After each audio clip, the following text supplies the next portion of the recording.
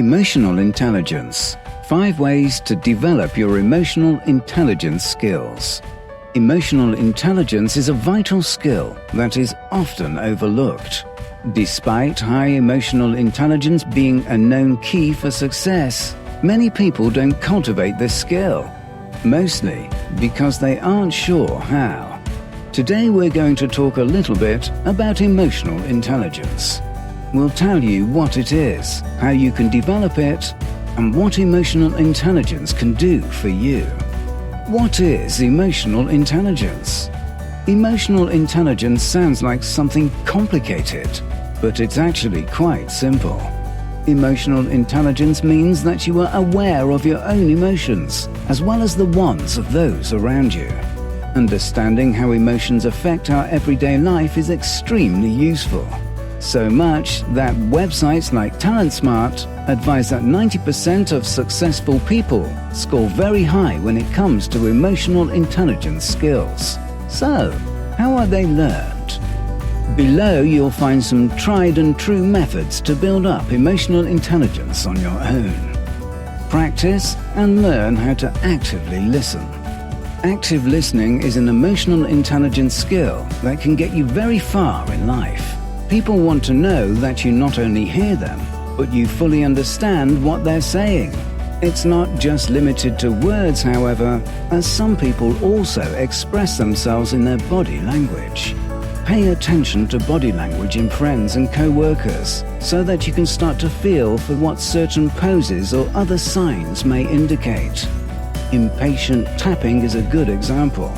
People crossing their legs when someone sits close as a form of defense body language is another. As far as the words, one nice trick is to repeat a summary of what the person has told you just before adding any input. This acknowledges that you have understand them, and they will, in turn, be more receptive to your input. Cultivate a perpetually positive outlook. Having a positive outlook doesn't mean that you have to be bouncy and cheery all day. It can simply mean that you are geared towards success. It's not a new concept at all, of course. Stoic philosophers were extremely good at it, citing that while it cannot control everything around us, we can control the impressions that we take from it.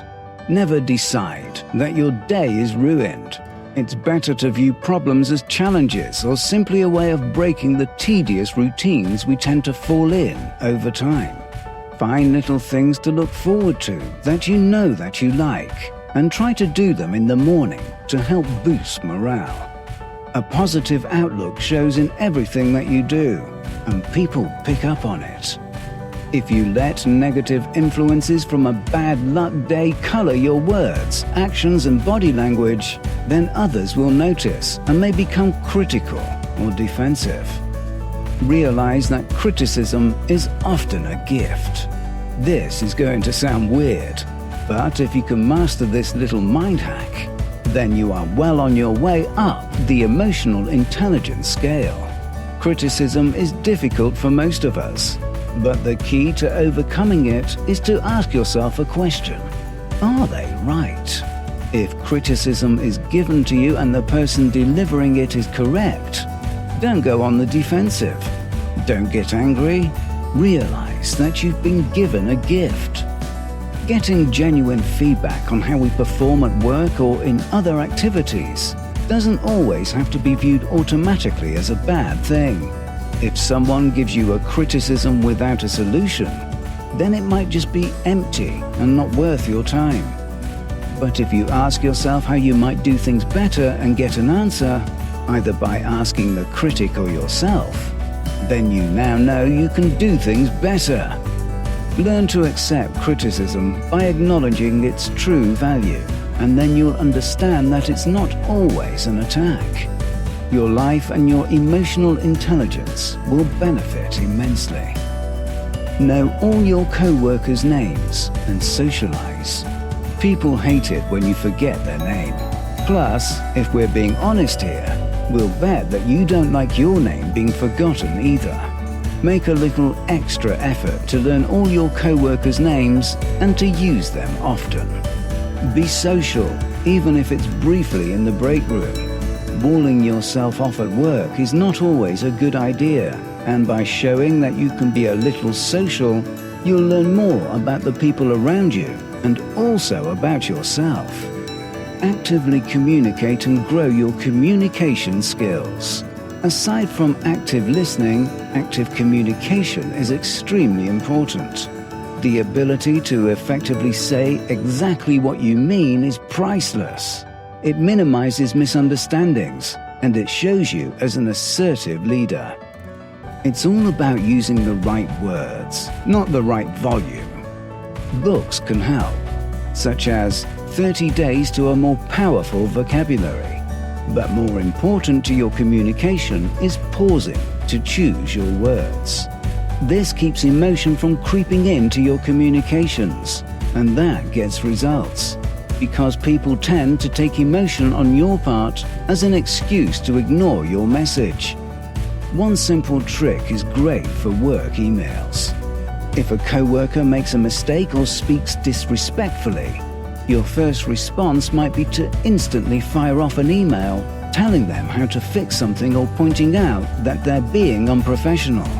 You can write the email, just don't send it. Wait a few hours, and if it's not urgent, wait a day, and then repeat it to yourself. See how much emotion is part of it? Now you can edit all of the emotion out of the email, and you'll be left with a clear, concise, and professional communication. It's easy to do, and it's a great way to grow your emotional intelligence to new heights. Final words. Emotional intelligence is extremely empowering, both in everyday life and in the workplace. Pay attention to those you admire, and you'll be able to clearly see it at work, now that you know what it's all about. Use the tips we have provided today in order to develop your own emotional intelligence, and you'll soon be well on your way to your own success.